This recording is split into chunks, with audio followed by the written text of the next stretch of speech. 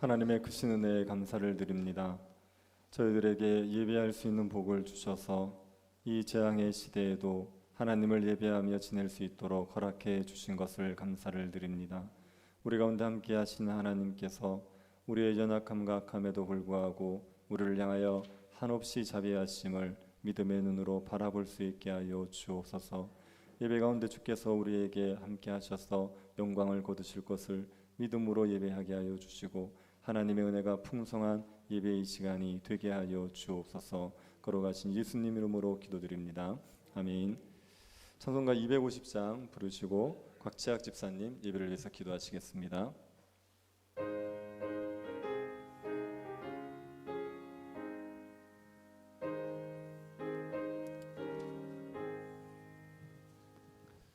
구주의 십자가 보혈로 죄 씻음 받기를 원하네.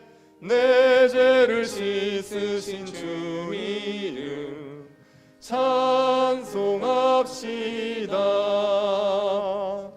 찬송합시다. 찬송합시다. 내 죄를 씻으신 주 이름 찬송합시다. 죄악을 속하여 주신 주 내 속에 들어와 계시네. 십자가 앞에서 주 이름 찬송합시다. 찬송합시다. 찬송합시다. 내 죄를 씻으신 주 이름 찬송합시다. 주 앞에 흐르는 생명수 날 씻어 정하게 하시네. 내 깊은 정성을 다하여 찬송합시다.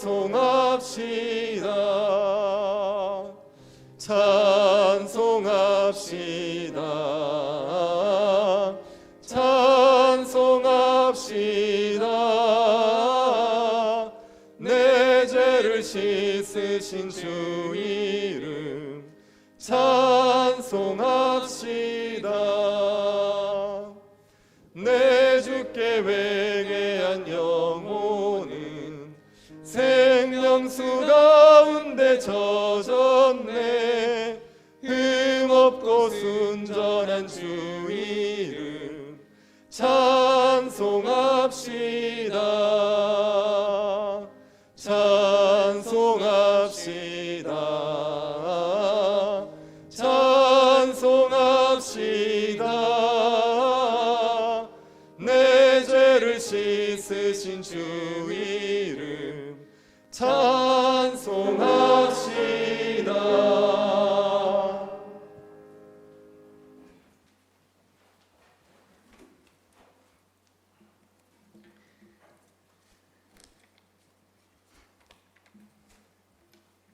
기도드리겠습니다.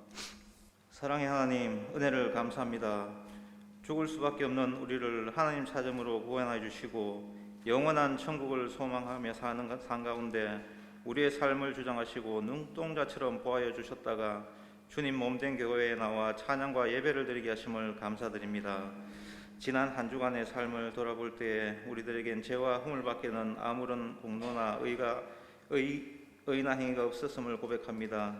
좁은 문으로 들어가기보다는 넓고 평탄한 길을 타협하며 편하게 세상을 살고자 하였고 주의 사랑을 전하며 이웃을 권하여 전도하는 데 게을렀음을 고백하오니 원없기는 하나님의 긍휼하심의 은혜를 힘입어 우리의 연약한 부분들이 강건하며 근신하여지고 여호와처럼 담대히 나아가는 넉넉한 믿음 위에 세상을 향하여 우리를 세우심으로 영원히 잘된 같이 범사에 형통한 은혜를 맛보며 승리하는 삶을 살도록 허락하여 주시기를 간절히 기도드립니다. 권세와 능력이 많으신 하나님 아버지, 험난한 세상을 사는 동안 우리의 삶이 어려움에 닥칠지라도 오직 예수 그리스도의 십자가 표대만을 바라보며 위로받게 하시고 항상 감사와 찬양이 흘러넘치는 신실한 믿음을 허락하여 주옵소서. 사랑의 하나님, 이 시간 교회를 위하여 기도합니다.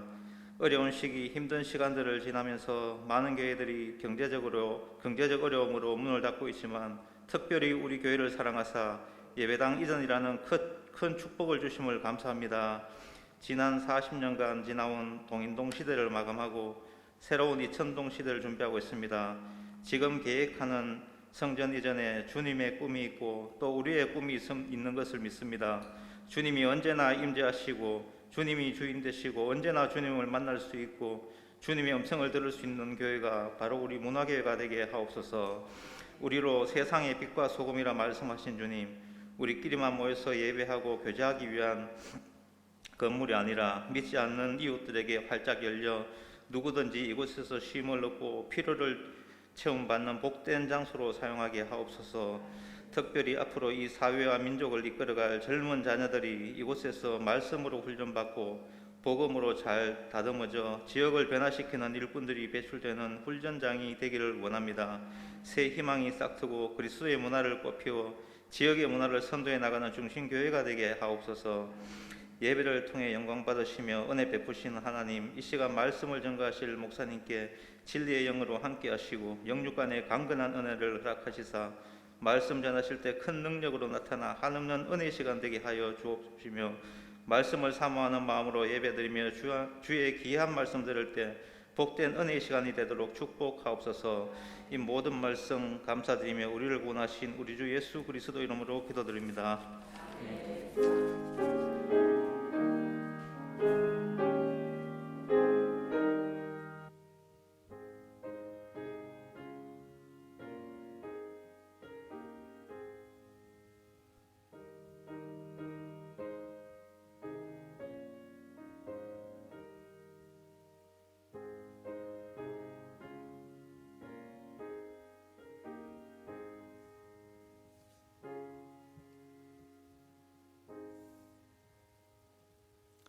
말씀을 보겠습니다. 잠언 6장 20절부터 35절 말씀입니다. 잠언 6장 20절부터 35절입니다. 찾으셔서 한 절씩 기도하겠습니다. 잠언 6장 20절부터 35절 찾으셨으면 한 절씩 기도하겠습니다.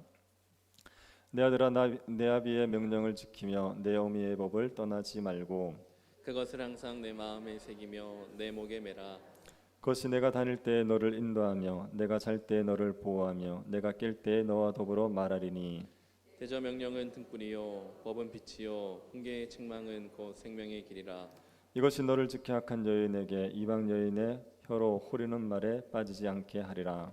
내 마음에 그의 아름다움을 탐하지 말며 그 눈꺼풀에 홀리지 말라. 음료로 말미암아 사람이 한 조각 떡만 남게 됨이며 음란한 여인은 귀한 생명을 사냥함이니라. 사람이 불을 품에 품고서야 어찌 그의 옷이 타지 아니하겠으며 사람이 숯불을 밟고서야 어찌 그의 발이 되지 아니하겠느냐. 남의 아내와 통관하는 자도 이와 같을 것이라. 그를 만나는 자마다 벌을 면하지 못하리라. 도둑이 만일 줄일 때에 배를 채우려고 도둑질하면 사람이 그를 멸시하지는 아니하려니와. 들키면 7배를 갚아야 하리니 심지어 자기 집에 있는 것을 다 내주게 되리라. 여인과 간음하는 자는 무지한 자라. 이것을 행하는 자는 자기의 영혼을 망하게 하며 상함과 능욕을 받고 부끄러움을 씻을 수 없게 되나니. 남편이 투기로 분노하여 원수 갚는 날에 용서하지 아니하고 어떤 보상도 받지 아니하며 많은 선물을 줄지라도 듣지 아니하리라. 아멘. 미국이 테러와의 전쟁을 벌이고 있는 아프가니스탄을 아실 겁니다. 이 아프가니스탄은 1979년도에 소련에 의해서 점령을 당한 적이 있습니다. 소련이 10년 동안 아프가니스탄을 점령했었습니다. 그래서 굉장히 많은 고통을 줬었죠. 그리고 떠났는데 소련이 떠나고도 아프가니스탄에 남겨놓은 고통이 있습니다. 그것은 지뢰입니다. 아프가니스탄에 소련이 1천만 개의 지뢰를 매설해놓고 떠나버렸습니다. 그래서 지금도 지뢰로 인한 사고가 계속 일어나고 있습니다. 심할 때는 한 병원에서 하루에 지뢰 사고로 오는 환자가 100명 가까이 되는 그런 경우도 있었다고 얘기합니다. 이 지뢰 사고로 인해서 다치는 대부분의 사람들이 어린아이들입니다. 어린아이들이 아무것도 모르고 뛰어놀다가 지뢰 때문에 많은 아이들이 다치고 죽기도 하고 있습니다. 이 아프가니스탄 부모님들은 아이들에게 귀에 못이 박히도록 하는 말이 있을 겁니다. 지뢰를 조심해라. 사람들이 가지 않는 길은 가지 말라. 사람들이 안 가는 곳은 절대 가지 마라. 이런 말들을 귀에 못이 박히도록 했을 겁니다. 지뢰로 인해서 자녀가 목숨을 잃을 수도 있으니까 지뢰를 조심하라는 말을 얼마나 많이 했겠습니까? 인생길에도 많은 지뢰가 있습니다. 밟으면 우리의 생명을 앗아갈 수 있는 그런 지뢰들이 많이 있습니다. 학생 때 불량 청소년들과 어울려서 소년원을 갔다 오는 아이들이 있지요. 그런 아이들은 인생길에서 지뢰를 밟은 겁니다. 직장생활하면서 주식 투자하다가 재산을 날려버리는 경우 있지 않습니까? 그것도 지뢰를 밟은 겁니다. 술에 중독이 되어서 직장도 가정도 건강도 잃어버리는 경우가 있습니다. 이 또한 지뢰를 밟은 거지요. 정말 이상한 사람 만나서 결혼 생활이 꼬이는 경우도 있지 않습니까? 그것도 지뢰를 밟은 겁니다. 먼저 인생을 살아본 부모들은 인생길에 어떤 지뢰가 있는지를 너무 잘 압니다. 그래서 자녀들에게 계속 경고하죠. 이건 조심해야 된다, 이걸 피해야 된다, 이 경고를 계속 줍니다. 제가 어릴 때 저희 아버지가 저에게 가르쳐줬던 것 중에 기억 남는 거 한 가지는 인생 살면서 3가지를 조심해라, 그 얘기 하셨습니다. 제일 첫 번째, 말을 조심해라. 혀를 함부로 놀리지 마라, 그 얘기 하셨고, 2번째는 노름하지 말라. 노름하면 그러면 이제 인생이 꼬이니까 노름하지 말라. 참고로 우리 할아버지가 조금 노셨어요. 그래가지고 하지 마라 고 얘기하셨고, 그리고 3번째로 이제 여자를 조심해라. 그렇게 3가지를 강조하셨어요. 뭐 이렇게 그걸 한 번씩 저한테 얘기해 주셨던 것이 기억납니다. 그래서 우리 인생에 여러 지뢰들이 있기 때문에 자녀들에게 이걸 조심해라, 저걸 조심해라, 이런 얘기들을 하게 되지요. 지혜자도 아들에게 이런 경고를 하는 겁니다. 지혜자도 아들에게 인생 살아가는 길에 지뢰가 많으니까 이거는 피해야 된다, 이거는 해야 된다, 이런 이야기들을 들려주는 겁니다. 오늘 본문도 아들에게 생명을 잃을 수 있는 지뢰를 조심해라, 생명을 잃을 수 있는 위험이 있는 것을 피해라, 이 얘기를 우리에게 해주고 아들에게 해주는 이야기입니다. 지혜자가 아들에게 아비의 명령을 지키고 어미의 법을 떠나지 말라, 이렇게 얘기하죠. 20절에 보면, 여기 보면 내 아비의 명령 이렇게 얘기했습니다. 명령들 아니고 명령입니다. 그러니 여러 가지를 얘기한 게 아니라 한 가지를 얘기했습니다. 명령 한 가지를 들려주고 있는 겁니다. 그것을 지키라, 이렇게 얘기하죠. 명령을 반드시 지켜라. 아버지의 명령은 지켜도 되고 지키지 않아도 되고 이런 명령이 아닙니다. 마음에 들면 지키고 마음에 들지 않으면 안 지키거나, 형편이 되면 지키고 형편이 안 되면 안 지키는 그런 게 아닙니다. 이 명령은 반드시 지켜야 되죠. 절대적인 규범입니다. 무슨 일이 있어도 지켜야 되는 규범입니다. 아버지의 명령이 절대적인 규범이 될 수 있는 이유는 아버지의 명령과 하나님의 명령이 일치하기 때문에 그래요. 아버지 개인적인 생각이면 절대적인 규범이라고 말할 수 없습니다. 그런데 하나님의 명령과 일치하기 때문에 이것은 반드시 지켜야 되는 절대적인 규범이 되는 겁니다. 오늘날 지혜자가 아들에게 교육을 굉장히 많이 하고 있습니다. 많은 가르침을 주는데 아들이 이것을 지키지 않으면 아무 소용없어요. 아들이 이것을 듣고 흘려버리든지 이것을 안 지켜도 되는 말로 생각해버리면 아무리 가르쳐줘도 아들에게 유익이 없습니다. 오늘날 우리가 말씀을 굉장히 많이 듣습니다. 그런데 말씀을 듣는 만큼 충만하게 살지 못하는 이유가 있다면 하나님의 말씀을 지켜야 된다는 생각이 너무 약해요. 그래서 말씀을 들으면 반드시 순종해야 된다, 이건 절대적인 규범입니다, 이런 생각을 하지 않으니까 말씀을 듣고도 흘려버리는 겁니다. 그래서 말씀대로 살지 않으니 충만함을 누리기가 어려운 것이요. 말씀은 반드시 지켜야 되는 절대적인 규범이다. 그런 것이 우리의 마음에 깊이 새겨져 있습니까? 지난주 수요일 날 예배에 오셨던 분들은 우리 아합에 대한 이야기를 들었죠. 아합이 아람과의 전쟁을 하면서 베나닷을 살려줘 버립니다. 아람 왕 베나닷을 자기 마음대로 살려주죠. 하나님은 죽이라고 하셨어요. 그런데 아합이 자기가 마치 하나님보다 더 자비로운 사람인 것처럼 베나닷을 살려줘 버립니다. 이것 때문에 하나님께서 아합에게 경고하시려고 선지자를 보내십니다. 근데 그 선지자는 자기가 부상당한 몸으로 부상을 입은 모습으로 아합에게 가야 되는 거예요. 그래서 하나님이 선지자의 친구에게 이 선지자를 치라는 명령합니다. 그래서 선지자가 친구에게 뭐라 그러냐면 하나님의 말씀이 네가 나를 쳐라 했다 이렇게 얘기했어요. 그랬더니 이 친구가 안 치겠다는 겁니다. 친구를 때릴 수 없다 이래서 안 치겠다는 거예요. 근데 그 친구 어떻게 되냐면 하나님의 말씀을 거역한 것 때문에 길을 가다가 사자에게 잡혀 먹히고 맙니다. 물려서 죽고 맙니다. 하나님께서 치라 그랬는데 치지 않았다는 것 때문에 이 선지자의 친구가 죽은 거예요. 여러분은 이 선지자의 친구가 죽은 것에 대해서 어떻게 생각하십니까? 이게 당연한 결과다고 생각되십니까? 좀 심하다 이런 생각이 드십니까? 저는 이 본문을 볼 때마다 너무 심하지 않느냐. 누가 여러분에게 와서 나를 한 대 때려라 그랬을 때 때리는 사람이 착한 사람입니까? 안 때리는 사람이 착한 사람입니까? 우리 같은 사람들은 때리라 그러면 함부로 못 때립니다. 얼마나 우리가 착합니까? 그런데 그걸 때리라 그러는 것을 불순종했다고 해서 그 사람을 죽여버린다고요. 근데 저는 볼 때마다 이게 너무 심하지 않느냐 이런 생각이 들었습니다. 그런데 하나님의 말씀이 절대적인 규범이에요. 그래서 이거는 내 판단을 가지고 무시할 수 없는 겁니다. 그런 생각을 가지면요 이 본문이 이해가 되죠. 하나님이 말씀하셨는데 내 마음대로 자비를 베풀거나 내 마음대로 거슬린다 이건 있을 수 없는 겁니다. 말씀에 불순종하면 누구라도 하나님 앞에 진노를 당하는 거죠. 말씀의 무게를 알고 말씀의 절대성을 안다 그러면 말씀에 불순종한 일을 결코 가볍게 생각할 수가 없습니다.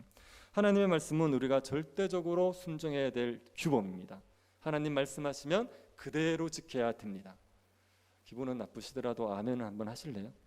하나님 말씀은 절대적인 규범입니다. 지난주에 무슨 말을 들었냐면요 보증 서지 말라 이 말씀을 들었어요. 제가 볼 때 이거는 너무 잘 순종하실 것 같아요. 이거 뭐 시키지 않아도 순종하실 것 같아요. 그런데 게으르지 말라는 말씀이 있었죠. 게으른 자는 누구에게 배워야 됩니까? 개미에게 가셔야 돼요. 개미를 선생님 삼으셔야 돼요. 게으르지 말라 이 말씀에 순종을 하셨습니까?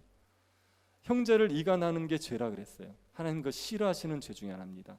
그래서 형제에 대해서 이간하는 말을 하는 것을 그만두셨습니까? 말씀을 들으셨으면 그 말씀에 순종하셔야 됩니다. 그래야 그 말씀으로 말미암은 하나님의 충만함을 우리가 누릴 수가 있습니다. 말씀을 반드시 지켜야 된다고 생각하는 사람과 그렇지 않은 사람은 성경을 보는 태도가 달라집니다. 말씀에 대해서 절대적인 규범이니까 순종해야 된다고 생각하는 사람들은요 성경을 볼 때 대충 못 봅니다. 뭐 성경을 보면서 이해가 되면 그냥 읽고 이해 안 되면 넘어가고 은혜 되면 가다가 동그라미 하나 쳐주고 막 이렇게 못 봅니다. 정말 성경을 한번 순종하겠다는 생각으로 봐보십시오. 그러면 성경이 뭘 얘기하는지를 정확히 알려고 노력할 수밖에 없습니다. 제가 이제 목회자니까 성경 연구를 많이 하지 않습니까? 저희가 성경 연구하는 그룹이 있어요. 그래서 거기에서 한번 수련을 하는데 무엇을 주제로 했냐면 적용을 주제로 수련했어요. 그래서 말씀을 적용해 보자. 어떻게 적용하느냐 이걸 가지고 수련했는데 적용을 하려고 모여서 스터디를 계속해 보니까요 결국 어디로 돌아가느냐 해석으로 가버려요. 그러니까 적용을 하려고 하니까 성경이 뭘 얘기하는지를 정확하게 알아야겠더라고요. 그래서 해석이 희미하면 적용이 안 됩니다. 해석이 선명해 버려야지 적용이 됩니다. 그래서 말씀에 대해서 그대로 살려는 사람은 말씀을 볼 때 대충 볼 수가 없어요. 대충 보고 이렇게 짐작하고 이럴 거다 이렇게 생각하지 못해요. 그게 정확하게 무슨 의미인지를 알고 싶어집니다. 만약에 우리가 사막에서 길을 잃었습니다. 지도 한 장이 던져졌습니다. 그 지도에 보면 마을이 있는 곳이 표시되어 있어요. 그때 여러분은 그 지도를 대충 보시겠습니까? 꼼꼼히 보시겠습니까? 그때는 꼼꼼히 보지 않겠습니까? 이대로 가야 사니까. 지도가 성경이 그런 거거든요. 요 성경을 따라 살면 사는 거예요. 그런데 대충 훑어보고 그럴 것이라고 짐작하고 그렇게 못합니다. 정말 말씀에 따라 살려 그러면 성경을 정확하게 이해하려 그러고 이해가 안 되면 여러 가지를 참고하면서 그 뜻을 분별하기 위해서 굉장히 애를 쓰게 되어 있습니다. 성경을 60년씩 읽으셨으면 얼마나 많이 읽으셨겠습니까? 성경을 한번 지키겠다 생각하고 한번 보십시오. 그래서 성경은 우리가 순종해야 될 말씀이라는 걸 전제하고, 말씀을 들으면 반드시 순종해야 된다는 걸 전제하고 보시기를 바랍니다. 말씀에 불순종하면요, 우리는 죽습니다. 신자가 말씀에 불순종해서 죽는다고 얘기할 때는 우리가 신자인데도 불구하고 불신자처럼 사는 상태를 가리켜서 죽는다고 얘기해요. 신자의 삶이라는 것은 평강과 기쁨을 누리는 삶입니다. 그런데 말씀에 불순종하지 않습니까? 이게 명백한 하나님 뜻인지 알아요. 이게 하나님께서 우리에게 명하시는 거에 면제를 명확하게 알아요. 그런데도 그것을 고의적으로 거스린다. 그러면 그때 영혼이 죽습니다. 우리의 삶에 평강과 기쁨이 상실됩니다. 우리의 마음에 불안과 두려움과 염려에 사로잡히게 되고요, 죄의 정욕 가운데서 허덕이며 살아가게 돼요. 그런 상태를 신자가 죽었다고 얘기하는 겁니다. 그래서 말씀에 고의적으로 불순종하면 반드시 죽습니다. 말씀에 불순종하고도 아무 일 없을 것이라고 생각하시면 안 됩니다. 그때는 회개하고 다시 돌이켜야지 사는 거지, 그렇지 않고 말씀에 불순종하고 계속 살아가면 그러면 영혼이 죽어서 신자인데도 불구하고 불신자의 삶을 살아가게 되어 있습니다. 아버지의 명령을 지켜야 되고 어머니의 법을 떠나지 말아야 됩니다. 그러기 위해서 해야 될 일이 뭡니까? 21절을 보십시오. 그것을 항상 내 마음에 새기며 내 목에 매라. 말씀을 마음에 새기래요. 그리고 말씀을 목에 매라는 겁니다. 마음에도 담고 몸 가까이도 담아서 끊임없이 되새겨라. 이게 지금 지혜자가 하는 권면입니다. 말씀에 순종하는 게 어려운데 어떻게 하면 말씀에 순종할 수 있어요? 그때 하는 권면은요, 말씀을 마음에 새기고 목에 매라는 거예요. 말씀을 끊임없이 보라는 거예요. 말씀을 끊임없이 묵상하라는 겁니다. 그게 말씀에 순종할 수 있는 방법이고 말씀에 순종할 수 있는 능력을 얻을 수 있는 방법이라는 겁니다. 여러분도 그런 경험이 있으시겠지만 짧은 본문을 가지고 오래 한번 묵상해 보십시오. 그 본문을 되새기고 한번 해보십시오. 그러다가 보면 말씀이 우리의 삶에 확 적용이 되면서 우리에게 말씀에 순종하고 싶은 거룩한 열정이 불러일으키는 때가 있습니다. 그런 전설 같은 이야기를 아십니까? 시편 23편에 대한 전설 같은 이야기가 있습니다. 어떤 사람이 삶이 너무 공고한 거예요. 너무 우울증이 와버렸습니다. 그래가지고 의사를 찾아갔습니다. 그런데 이 의사가 믿는 의사예요. 약을 처방해 주는데 다른 약을 처방해 주는 게 아니라 시편 23편을 처방해 줬어요. 그래가지고 하루에 공복에 5번씩 복용하라고, 하루에 5번씩 읽으라고, 그래서 묵상하라고, 그래서 그걸 가지고 하루에 5번씩을 묵상을 했습니다. 그냥 한 달이 지나고 2달이 지났는데 어느 날 묵상하는데 여호와는 나의 목자시니 그 한마디에 마음이 무너져 버린 거예요. 여호와는 나의 목자시니 그러는데 자신이 이제까지 여호와를 목자로 삼지 않고 살았던 그 자행자제하던 삶이 회개가 되는 거예요. 그리고 하나님 나의 목자신데, 하나님이 나의 목자신데 내가 뭘 두려워해, 이런 마음의 확신이 막 밀려오는 겁니다. 그러면서 그 우울증에서 벗어났다는 전설 같은 이야기가 있습니다. 말씀을 한번 묵상해 보십시오. 짧은 구절이라도, 짧은 본문이라도 자꾸만 묵상하다가 보면 그 말씀이 우리의 삶에 적용이 되어지고 그 말씀으로 말미암아 심령이 소생케 되어지는 은혜가 있습니다. 그게 우리가 말씀을 지킬 수 있는 능력이 되는 거지요.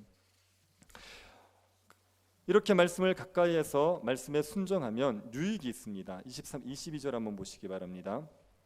그것이 내가 다닐 때에 너를 인도하며 내가 잘 때에 너를 보호하며 내가 깰 때에 너와 더불어 말하리니. 말씀을 지켜 살면 그 말씀이 우리가 다닐 때에 인도해 주죠. 그래서 위험한 길을 피하게 만들어 줍니다. 우리의 걸음을 인도해 주시는 겁니다. 그리고 내가 잘 때에 보호를 해주세요. 말씀을 순종하는 자는 하나님께서 지켜주시는 겁니다. 그래서 편히 잘 수 있도록 하나님께서 보호해 주시는 겁니다. 그리고 깰 때에는 너와 더불어 말합니다. 일어나면 말씀이 우리가 해야 할 일들을 알려주시는 거예요. 어떻게 살아가야 되는지를 우리에게 분별할 수 있게 만들어 주시는 겁니다. 말씀에 순종해서 사는 사람들은 하나님께서 그 걸음을 인도하십니다. 그리고 잘 때 보호해 주십니다. 깰 때 말씀해 주십니다. 이 은혜를 누리면서 살아갈 수가 있습니다. 그래서 말씀이 등불이고 빛입니다. 23절 보십시오. 대저 명령은 등불이요 법은 빛이요 훈계의 책망은 곧 생명의 길이라. 등불은 우리의 앞을 비춰주는, 발밑을 비춰주는 역할을 한다면 빛이라는 건 방향을 제시해 주는 겁니다. 그래서 말씀은 우리의 눈앞에 있는 어려움들을 분별할 수 있도록 만들어줘요.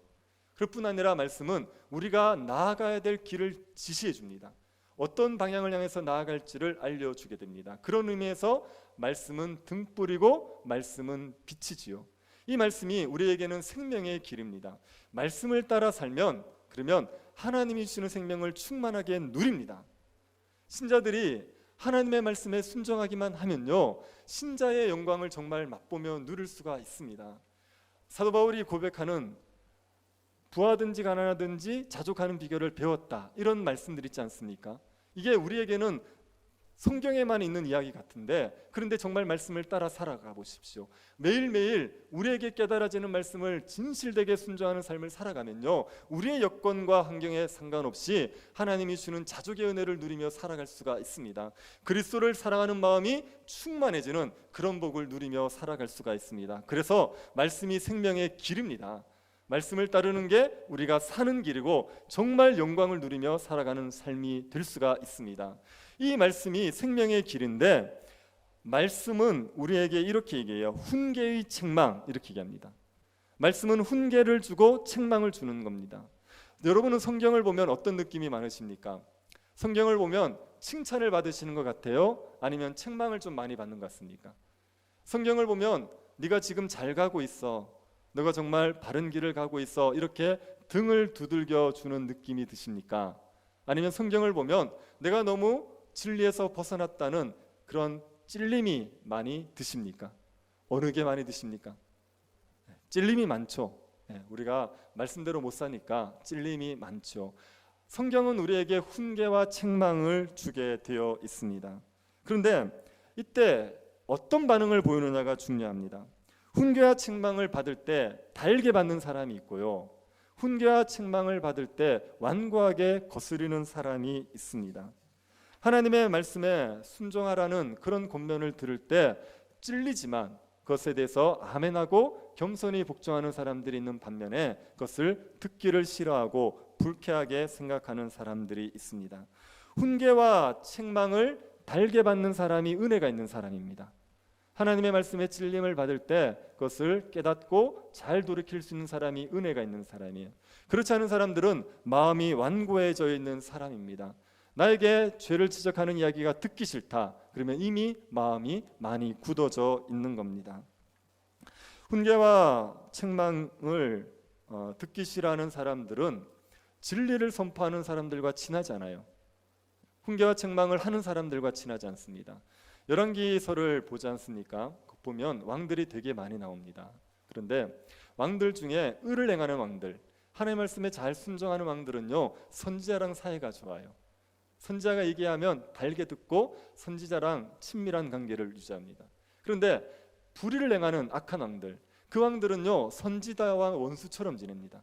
선지자가 얘기하는 거 굉장히 듣기 싫어하고 선지자를 싫어해요. 아합이 엘리야와 친하던가요, 원수던가요? 원수 아닙니까? 서로 아합은 엘리야에게 나를 대적하는 자다, 이렇게 얘기한다고요. 아합을 굉장히 불편하게 하는 사람이 누구냐면요, 진리를 따라 행하는 사람이에요. 악한 사람들은 진리를 따라 행하는 사람들이 불편한 겁니다. 이게 지금 훈계와 책망을 듣기 싫어하는 겁니다. 훈계와 책망을 듣기 싫어하면 생명의 길에서 벗어나는 겁니다. 훈계와 책망을 잘 들어야지 생명의 길을 걸어갈 수가 있습니다. 훈계와 책망을 달게 들으십시오. 잘한다는 이야기만 좋아하지 마시고 잘못했다는 이야기, 혼을 내는 이야기, 이런 이야기도 달게 들으셔야 됩니다. 제가 보니까 나이가 자꾸 들면은요, 자신의 인생을 긍정해 주는 걸 좋아하세요. 제가 설교해 보면 젊은 사람들은 새로운 지식을 가르쳐 줄 때 굉장히 좋아합니다. 모르던 걸 알려주면 되게 좋아해요. 근데 어른들은요, 아는 걸 확인시켜 줄 때가 되게 기뻐하시더라고요. 그래서 나이가 들면 자기가 틀렸다, 이런 얘기를 굉장히 듣기 싫어합니다. 그러다 보면 마음이 자꾸 완고해지는 겁니다. 그리고 지위가 높아지면요, 그러면 훈계와 책망을 듣기 싫어해요. 당신 틀렸습니다, 이런 얘기를 굉장히 싫어합니다. 그게 완고해지는 겁니다. 그러면 멸망의 길로 달려가기 쉬워요. 생명의 길로 가는 사람들은 훈계와 책망을 달게 듣는 사람들입니다. 잘못한 게 있으면 바로바로 깨닫고 회개하고 돌이킬 수 있는 사람이 생명의 길로 가는 겁니다. 여러분이 훈계와 책망을 달게 듣는 은혜 안에 있는 자들 될 수 있기를 축복합니다. 하나님의 말씀이 책망할 때마다 마음을 돌이킬 수 있는 은혜 가운데 머무는 성도들 될 수 있기를 바랍니다. 지혜자가 아들에게 말씀을 지켜라 이걸 계속 강조하죠. 그런데 지혜자가 지키라고 하는 구체적인 말씀이 있습니다. 24절 25절 이것이 너를 지켜 악한 여인에게 이방 여인의 혀로 호리는 말에 빠지지 않게 하리라.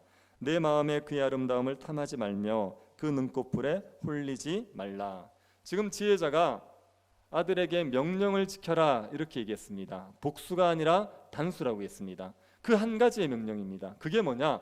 음녀를 조심하라는 겁니다. 음녀를 가리켜서 이렇게 표현하죠. 악한 여인 그리고 이방 여인 이렇게 표현합니다. 음녀를 이방 여인이라고 표현하는 거 보면 이스라엘 사람이 아니란 얘기 아닙니까? 그런데 이 음녀는 이스라엘 사람입니다. 그런데 율법을 안 지키기 때문에 이방 여인이라고 얘기하는 거예요. 그리고 악한 여인이라고 말하는 겁니다. 음녀가 사람들을 미혹하지요. 음녀가 사람들을 미혹할 때 뭐로 미혹합니까? 두 가지로 미혹합니다. 말과 아름다움. 그래서 호리는 말, 홀끼는 말입니까? 그런 호리는 말, 그런 아름다운 말로 사람들을 미혹하고요. 그 다음에 아름다운 외모로 유혹을 하는 겁니다. 25절 끝에 보면요, 눈꺼풀에 홀리지 말라 그러지요. 눈꺼풀에 홀리지 말라는 게 무슨 말이겠습니까? 이게요, 그 아름다운 눈화장에 미혹되지 말라 이런 이야기입니다. 아가서를 보면 여인의 아름다움을 얘기할 때 눈이 비둘기 같다 이런 표현을 잘 써요. 그런데 눈이 아름답지 않습니까? 보통 이게 절대적인 건 아닙니다. 예외도 있습니다. 근데 눈이 아름답지 않습니까? 그러면 그 여자가 대체로 아름답습니다. 그 라헬, 레아 알죠? 야곱이 이제 어쩔 수 없이 얻었던 아내 레아. 레아는 뭐가 안 좋다고요? 눈매가 안 좋죠. 이게 눈이 아름답지 않은 거예요. 그러니까 전반적으로 아름답지 않다는 얘기예요. 근데 눈이 예쁘면 전반적으로 예쁩니다. 근데 이제 음녀들은요, 눈화장을 너무 예쁘게 하는 거예요. 눈화장을 예쁘게 해서 사람들을 그 아름다움으로 미혹을 하는 겁니다. 이게 정확한지는 모르겠지만 고대 이스라엘 사람들은 여인들이 얼굴을 다 드러냈던 것 같지는 않아요. 이삭이 리브가를 만날 때 리브가가 이제 베일로 얼굴을 가리지 않습니까? 그래서 아마 그 고대 이스라엘 지역에는 얼굴을 다 드러내진 않았던 것 같습니다. 근데 이제 눈이 드러나는 거죠, 눈이. 그러니까 여자들이 어디에 신경을 쓰냐? 눈매에 신경을 쓰는 거예요. 예쁘게 화장을 해가지고 사람들에게 아름답게 보이려고 하는 겁니다. 요즘도 여자분들은 코로나가 빨리 끝났으면 좋겠는데 또 안 끝났으면 좋겠죠. 그죠? 화장 안 하니까 얼마나 편합니까? 눈만 어떻게 대충 그리고 나오면 되잖아요. 지금도 다 그러고 오신 거잖아요. 이게 가려내니까 보이는 건 눈밖에 없거든요. 이럴 때는 눈만 예쁘면 나머지가 다 예뻐 보이는 거예요. 근데 음녀들이 그러는 겁니다. 미혹할 때 말로 호릴 뿐 아니라 눈꺼풀을 정말 아름답게 화장을 하는 거예요. 그래서 이걸로 사람들을 미혹하는 거죠. 그래서 눈꺼풀에 홀리지 말라 이렇게 이야기하고 있습니다. 음녀는 말과 아름다운 외모로 사람들을 유혹하죠. 이런 유혹에 넘어가지 말라고 경고하는 겁니다. 왜 유혹에 넘어가지 말랍니까? 26절 보십시오. 음녀로 말미암아 사람이 한 조각 떡만 남게 됨이며 음란한 여인은 귀한 생명을 사냥함이니라.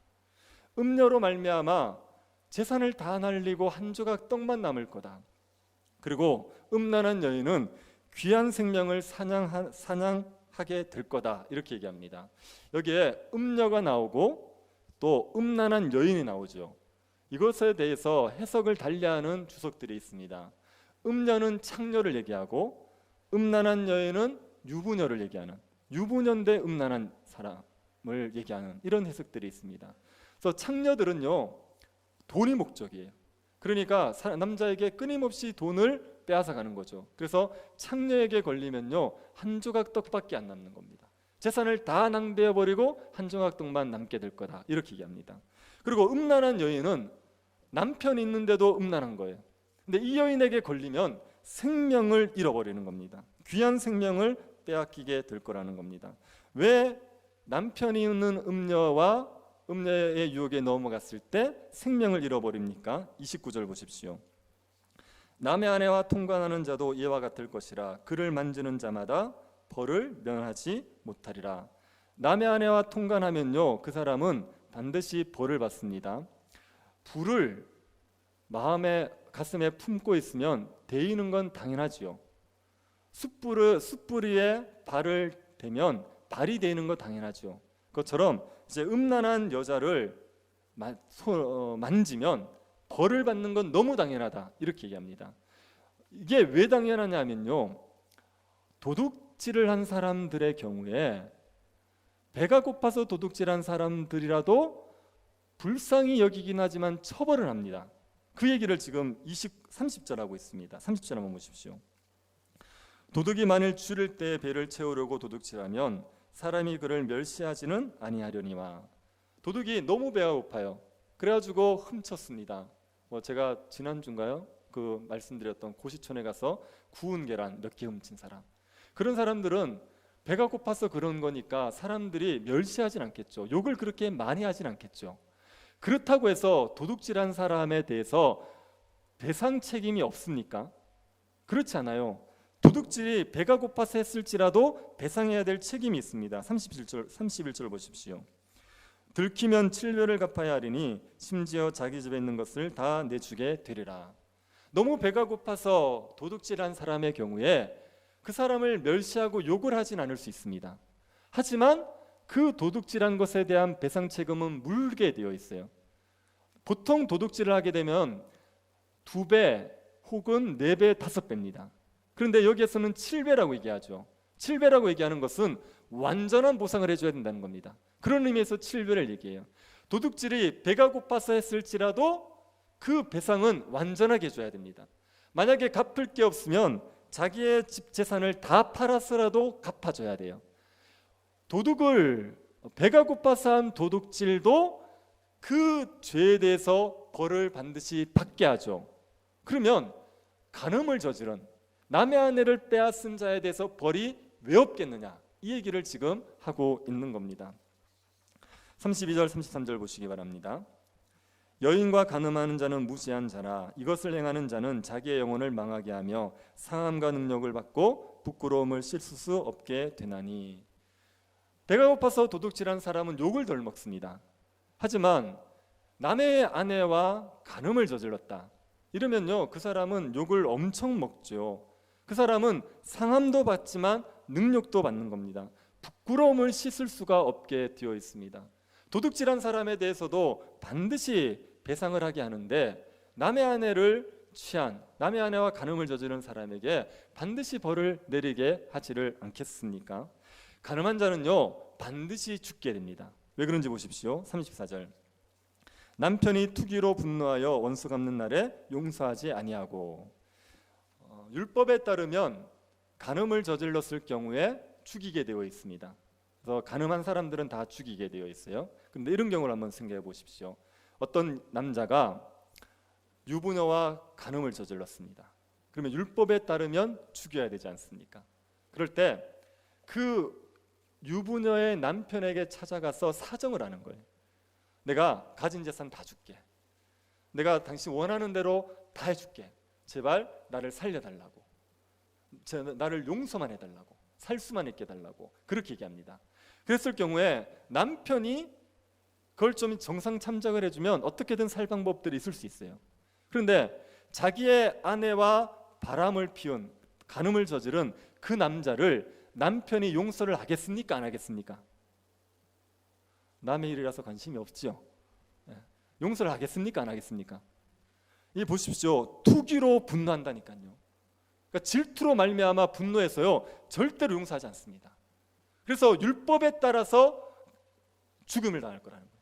율법에 따라서 죽게 될 거다, 이 얘기를 지금 하고 있는 겁니다. 그래서 간음을 저지르면, 유부녀와 간음을 저지르면 결코 용서를 받지 못할 것이고 반드시 율법에 따라서 죽임을 당하게 될 거다. 그러니 유부녀와 간음을 저지르면 생명을 잃는다, 이 얘기를 하고 있습니다. 지혜자가 아들에게 이걸 경고하는 겁니다. 절대로 남의 아내를 건드리지 마라. 남의 아내를 만지지도 말라 경고하는 겁니다. 남의 아내를 건드렸다가 죽으니까 만지지도 말라 경고하는 거죠. 그래서 이 경고를 우리가 들어야 됩니다. 음녀의 유혹에 넘어가지 마셔야 됩니다. 저는 아직 유부녀가 뭐 남자를 유혹하는 건 본 적도 없습니다. 뭐 가까이서 본 적이 없는데 유부남이 이제 유혹하는 건 제가 들은 적이 있어요. 그래서 혹시 그런 사람들이 있으면요, 전화도 받지 마시고요, 절대로 가까이 하지 마시고, 그런 사람들의 말에는 전혀 귀 기울이지도 마시기를 바랍니다. 그런 유혹에 넘어가게 되면 상한과 능욕을 받고 부끄러움을 실 수 없게 됩니다. 그러니 가까이 오게 하지도 마시기 바랍니다. 그런데 음녀의 문제에서 우리가 더 조심할 게 뭐냐면요, 음녀보다 우리 마음 속에 있는 죄의 정력을 더 조심하셔야 됩니다. 그러니까 음녀가 유혹을 하는데 내 마음 속에 죄를 짓고 싶은 마음이 없으면 음녀가 아무리 유혹해도 우리는 요동하지 않게 되어 있어요. 요셉처럼 옷을 벗어 던지고 도망을 치게 되어 있습니다. 그런데 내 마음에 죄의 정력이 자리가 잡지 않습니까? 그러면 죄의 유혹에 우리가 쉽게 넘어가게 되는 겁니다. 내 마음 속에 죄의 정력이 없어지는 게 제일 중요합니다. 그래서 누가 외부에서 유혹하느냐 이런 문제 이전에 내 마음에서 죄를 좋아하는 마음 자체가 없어져야 돼요. 그러면 아무리 유혹해도 흔들릴 리가 없습니다. 저는 이제 문자가 뭐 올 때 스팸 문자 같은 거 보면 대출하는 문자가 오는 경우가 있지 않습니까? 뭐 돈 빌려줍니다, 싸게 빌려줍니다, 많이 빌려가세요 그런다고요. 근데 저는 그 올 때 한 번도 주위에서 본 적이 없습니다. 뭐 그냥 거의 이제 무시하고 말죠. 왜냐하면 돈 빌릴 마음이 조금도 없어요. 저는 대출하면 집사람한테 죽습니다. 그래서 저는 돈 빌릴 마음이 조금도 없어요. 그렇기 때문에 그런 문자가 아무리 와도 저한테 조금도 유혹이 안 됩니다. 마음속에 죄의 정욕이 있어야지 유혹에 흔들리게 되어 있어요. 그러니까 죄의 정욕 자체가 없어지는 게 훨씬 중요한 문제입니다. 죄의 정력이 우리의 마음에 지배할 때가 있어요. 그렇게 되면 죄가 조금만 유혹해도 쉽게 넘어가서 죄에 빠져 살아가게 되어 있습니다. 그래서 우리의 마음이 죄의 정력의 지배가 되지 않도록 우리의 마음을 지키는 게 굉장히 중요합니다. 무릇 지킬 만한 것보다 마음을 지켜라, 이 마음을 지키는 게 굉장히 중요해요. 여러분, 제가 우리의 마음에 또아리를 텄다, 이거를 알 수 있는 징후 5가지가 있습니다. 내 마음이 지금 죄로 인하여서 지배를 받고 있다, 이런 것을 알 수 있는 5가지 징후가 있습니다. 첫 번째가 뭐냐면 죄를 지을 상상을 했을 때 즐거움이 오는 거예요. 내가 그 죄를 지을 걸 생각하면 마음에 기쁨이 오는 겁니다. 술 좋아하시는 분들은 술 먹을 상상만 하면 마음에 즐거움이 오지 않습니까? 지금 제가 술 이야기하니까 마음에 기쁘신 분들 있죠. 그런 분들은 마음에 이 죄가 상상만 해도 기쁨을 주는 거거든요. 그러면 이미 죄가 마음에 또아리를 트고 있는 거예요. 이게 위험한 증상입니다. 그리고 두 번째가 뭐냐면 죄를 짓고 싶은 강렬한 소원이 있을 때가 있어요. 그걸 안 하고 있으면 하고 싶다는 마음이 막 들 때가 있습니다. 요즘에 사람들이 대부분 쉬는 시간에 스마트폰 가지고 놀지요. 어른들도 많이 보시죠. 애들만 많이 보는 거 아니고. 그러니까 이제 스마트폰이 없으면 그러면 마음에 뭐 할 게 없어요. 그래서 틈만 나면 그걸 자꾸 하고 싶어요. 이렇게 뭔가를 하고 싶은 마음이 자꾸 들지 않습니까? 그러면 그게 이미 마음에 죄가 또아리를 틀고 있는 거예요. 우리가 죄를 짓고 싶은 강렬한 좀 소원을 느낀다, 이럴 때 이미 우리는 죄의 지배 아래 있다, 이렇게 보시면 됩니다. 그리고 세 번째는 죄인 줄 알면서도 죄를 못 버릴 때가 있습니다. 이게 나쁜 거야, 성경에서 명확해요.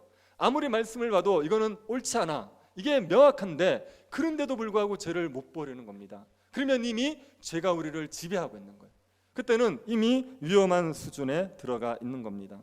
음란한 영상을 보는 게 죄다, 이걸 명확하게 아는데도 그걸 자꾸 하고 있다, 그러면 이미 우리는 죄의 지배 아래 들어가 있는 겁니다. 네 번째는 마음이 굳어지는 거예요. 예배를 드리는 게 귀찮아집니다. 말씀을 듣는 일이 되게 힘들어요. 그 다음에 죄책감이 느껴지지 않습니다. 누군가 죄를 짓고 살아가는 것을 보면 마음이 안타까워야 되거든요. 그런데 그런 안타까움도 없어요. 하나님이 나를 향하여 자비하시다 이런 생각이 안 듭니다. 그렇게 마음이 굳어져 있으면 이미 죄가 우리를 지배하고 있는 겁니다. 그리고 다섯 번째가 은혜의 방편을 소홀히 합니다. 말씀과 기도, 이게 은혜의 방편인데 이걸 안 하는 거예요. 말씀 생활 안 하고 기도 생활 안 하는데도 그냥 아무렇지도 않게 막 지나가고 있다? 그러면 우리가 죄의 지배 가운데 있는 겁니다. 기억을 하시겠습니까? 첫 번째가 생각만 해도 좋으면, 두 번째는요 강한 소원이 있으면, 그리고 세 번째는요 죄인 줄 알면서도 못 끊을 때, 네 번째가 마음이 하나님을 향하여 굳어져 있을 때, 그리고 다섯 번째가 은혜의 방편을 소홀히 할 때, 그때 우리는 죄의 지배 아래 있다는 거예요. 죄가 우리를 지배하고 있지 않으면 아무리 죄가 바짓가랑이를 붙들고 유혹하고 사정해도요 우리는 죄에 넘어가잖아요. 근데 죄가 우리를 지배하고 있지 않습니까? 손가락질만 하면 넘어가 버립니다. 조금만 유혹이 있어도 넘어가게 되는 거예요. 그래서 이 죄의 지배 가운데 있는 상태에서 벗어나는 게 너무나도 중요합니다. 죄의 유혹에 넘어가지 않기 위해서 이 죄의 정욕들을 죽이셔야 됩니다. 어떻게 하면 우리 안에 있는 죄의 정욕을 죽이느냐? 결국은 은혜의 수단을 사용하시는 겁니다. 하나님의 말씀을 읽으시고 기도하시고 하나님 앞에 은혜를 구하셔야 됩니다. 말씀과 기도는 기계적으로 우리에게 죄를 죽이진 않습니다. 성경을 1시간을 읽으면, 기도를 1시간 하면 그러면 자동적으로 죄가 죽는다, 그렇게 되지 않습니다. 말씀과 기도는요 은혜의 수단이에요. 그래서 말씀과 기도를 통해서 은혜를 누리셔야 됩니다. 은혜라는 게 뭡니까? 예수 그리스도의 십자가의 은혜예요. 예수 그리스도의 십자가의 은혜가 우리의 마음에 충만해지면요 죄는 죽어지게 되어 있습니다. 십자가에 대한 사랑이 죄를 죽이게 되어 있단 말이에요. 예수 그리스도가 좋고 십자가의 은혜가 감사하면요 죄를 짓고 싶은 마음은 현저하게 죽어지게 되어 있습니다. 여러분, 아이들의 손에 있는 것을 뺏기 위해서 어떤 방법이 제일 좋습니까? 두들겨 팰까요? 그러면 놓겠습니까? 아니요, 그 가지고 있는 것보다 더 좋은 걸 제시하면 될 거 아니에요. 그것보다 더 좋은 걸 주면요 알아서 버릴 거 아닙니까?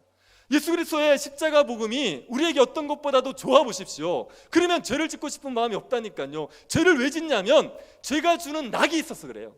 죄가 주는 저급한 낙이 있습니다. 그 낙 때문에 인생이 너무나도 삶이 재미없는데 죄가 주는 그 저급한 낙이 그나마 인생에서 낙인 거예요. 그 때문에 자꾸 죄를 짓는단 말이에요. 그런데 십자가의 은혜 때문에 자기가 하나님의 구원의 은혜에 감사하고 말씀을 따라 살면서 기쁨을 누리는 사람들은요 죄를 짓고 싶은 마음 자체가 없어집니다. 그렇게 살고 싶지 않아요. 그렇게 저급하게 살고 싶지 않은 마음이 들어요. 그러니 십자가의 은혜를 회복하시는 게, 예수 그리스도의 십자가가 너무 좋아지는 게 우리가 죄를 이길 수 있는 방법입니다. 여러분은 십자가가 좋으십니까? 그리스도가 좋으십니까? 예수 그리스도 한 분만으로 만족할 수 있다고 말하실 수 있습니까? 이게 진짜 고백이 되십니까? 그러면 여러분은 죄의 유혹들에 넘어가지 않습니다. 그런데 십자가에 대한 감각이 둔하여지고 십자가의 사랑이 식어지고 예수 그리스도에 대한 마음이 약해지면 세상의 것들에 대한 마음은 커지는데 그리스도에 대한 마음은 죽어지면, 그러면 우리는 죄의 지배 가운데 허덕이게 되어 있어요. 우리의 삶이 신자인데도 불구하고 불신자처럼 황폐한 삶들을 살아가게 되어 있습니다. 그 상태에서 벗어나셔야 돼요. 은혜를 구하셔야 됩니다. 은혜를 구하시고 복음을 묵상하시고 십자가를 바라보시면서 십자가의 은혜를 회복하셔야지 죄의 정력에서 벗어나서 하나님 나라를 위해서 힘있게 살아가는 백성들이 될 수가 있습니다. 여러분, 혹시 말씀 생활이 무너지셨습니까? 성경을 안 보시고 계십니까? 기도하는 시간이 무너졌습니까? 하나님 앞에 마음을 간절히 쏟아내면서 기도하는 게 언젠지 모를 정도로 기도의 시간이 무너졌습니까? 그러면 여러분이 지금 이미 죄의 지배 가운데 있는 겁니다. 그럴 때는 다른 걸 좀 제쳐주셔야 돼요. 다른 일 너무 하지 마시고 하나님 앞에 시간을 구별하셔서 엎드리셔야 됩니다. 정말 은혜를 구하셔야 돼요. 예수 그리스도의 십자가의 감격을 회복할 수 있도록 하나님의 그 자비하심을 구하셔야 됩니다. 하나님 아닌 다른 것들을 더 사랑했던 그 죄를 회개하고, 하나님 아닌 다른 것들의 마음을 빼앗겼던 죄를 회개하고 하나님 앞에 간절히 엎드리셔서 십자가의 은혜를 회복하셔야지 죄의 유혹들을 이겨내고 신자답게 거룩한 삶을 살아낼 수가 있습니다. 여러분이 하나님의 은혜 가운데 죄의 정욕들에서 벗어나시게 되기를 축복합니다. 이것을 벗어나시고 십자가의 사랑을 회복하셔서 죄가 아무리 유혹에도 흔들리지 않는, 그 어떤 죄가 유혹에도 오로지 예수 그리스도의 십자가만을 사랑하고 그 길만을 따라가는 성도들이 될 수 있기를 간절히 바랍니다. 같이 한번 기도합시다. 우리 가운데 주께서 은혜를 베풀어 주시기를 구합시다. 십자가의 사랑을 회복하여 주시기를, 예수 십자가의 그 놀라운 은혜가 우리에게 정답으로만 남아있지 말게 하여 주시고, 그 십자가가 우리에게 감격이 되게 하시고, 십자가에 달리신 예수 그리스도를 사랑하는 마음이 우리에게 가득하게 해달라고 기도합시다. 새교회당 건축을 위해서도 기도합시다. 하나님께서 좋은 설계자 허락하여 해달라고, 설계자를 잘 만나서 우리가 건축을 잘 할 수 있도록 주님께서 좋은 사람, 설계자, 필요한 사람 우리에게 허락하여 주시기를 같이 한번 기도하도록 하겠습니다. 하나님 아버지, 우리가 죄의 정욕들 가운데서 벗어나게 하여 주시옵소서. 십자가의 그 은혜가 우리의 심령들 가운데 회복되게 하여 주십시오. 자비하신 하나님의 은혜로 말미암아 다시 십자가를 바라보게 하시고, 십자가에 달리신 예수 그리스도를 사모하는 마음이 우리의 심령들 가운데 있게 하여 주시기를 원하옵나이다. 아버지 하나님의 은혜 가운데서 십자가의 복음을 풍성히 누리게 하여 주셔서 땅을 위해서 살고 나 자신을 위해서 살고 싶은 마음들이 죽어지게 하여 주시고, 그리스도를 위해서 살고 싶은 거룩한 열정들을 가질 수 있도록 주님 우리에게 은혜를 내리고 주시옵소서. 죄인지도 여전히 끊지 못하고, 죄를 알면서도 끊지 못하여 여전히 죄 가운데 머물고 있는 이 불쌍한 자들을 주님이 긍휼히 여겨 주셔서 회복의 은혜를 내리고 주시고, 주의 십자가 때문에 죄를 끊어버리게 하여 주시고 거룩을 위해서 살아갈 수 있는 생명의 길을 걸어갈 수 있는 주의 백성들이 되게 하여 주시옵소서. 하나님 아버지, 우리에게 은혜를 내려 주시기를 원하옵나이다. 하나님께서 새 교회당 건축을 이끌어 주셔서 좋은 설계자를 만나게 하여 주시고 좋은 설계가 될 수 있도록 주님 은혜를 내리워 주시옵소서. 하나님, 모든 성도들이 기도하며 간구하고 있는 이 기도를 주님이 긍휼히 여겨 주시고 응답하여 주셔서 우리 가운데 하나님께서 새 일들을 행하시는 놀라운 기회가 되게 하여 주시기를 원하옵나이다. 주의 은혜를 우리에게 부어 주십시오. 십자가의 놀라운 은혜를 우리 가운데 허락하여 주셔서 교회가 충만하게 세워지며 하나님의 영광을 위해서 살아가는, 하나님의 뜻을 이루어가는 교회 될 수 있도록 주님 역사하시고 은혜 베풀어 주시옵소서. 자비하신 하나님, 우리를 크신 권능과 강한 손으로 사탄의 권세에서 건져주신 것을 감사드립니다. 우리가 환난과 능력을 당하기를 원치 않으시고 평강과 기쁨과 존귀함을 누리기를 원하시는 하나님, 죄의 정욕들을 십자가로 죽이게 하여 주시고 날마다 거룩의 길을 걸어가며 생명의 길을 걸어갈 수 있도록 은혜 베풀어 주옵소서. 주의 말씀에 순종함으로 말미암아 우리의 삶에 평강과 기쁨이 넘치고 주를 영화롭게 하는 복된 삶을 살아갈 수 있도록 은혜 베풀어 주옵소서. 걸어가신 예수님 이름으로 기도드립니다. 아멘. 건축위원회 총무이신 박찬욱 집사님 나오셔서 광고를 하시겠습니다.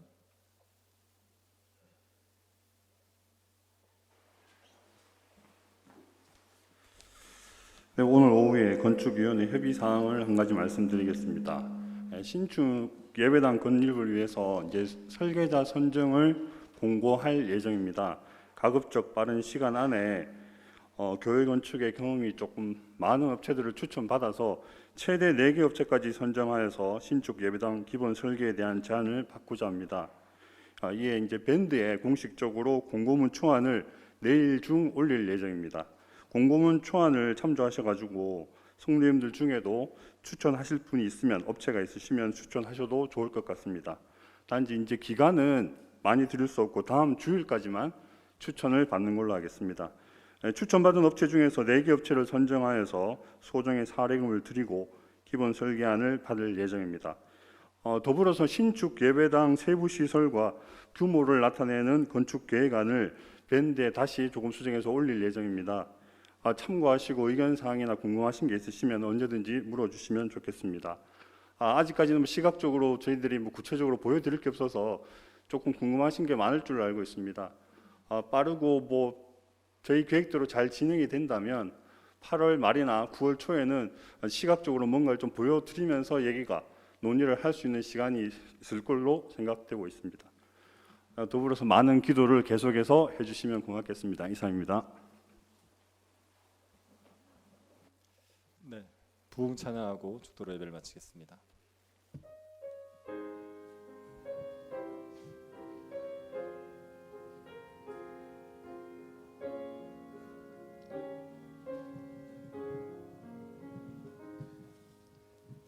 이 땅의 황무함을 보소서.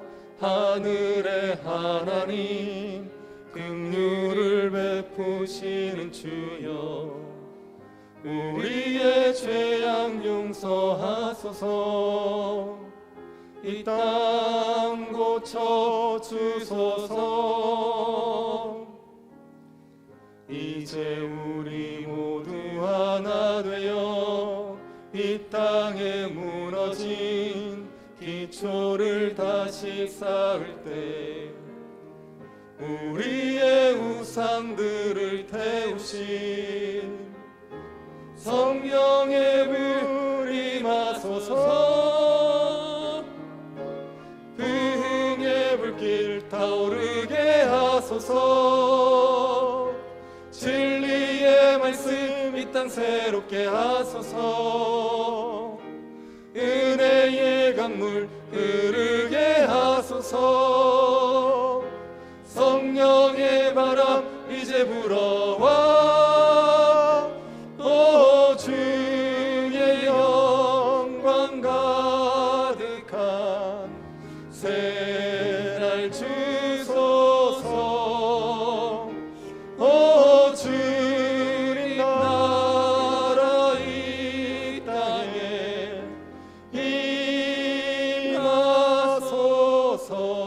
임하소서. 지금은 우리 주 예수 그리스도의 은혜와 하나님의 사랑과 성령의 교통 유로하심이 사랑하는 죄의 백성들의 머리 위에 지금으로부터 영원토록 함께 있을지어다. 아멘.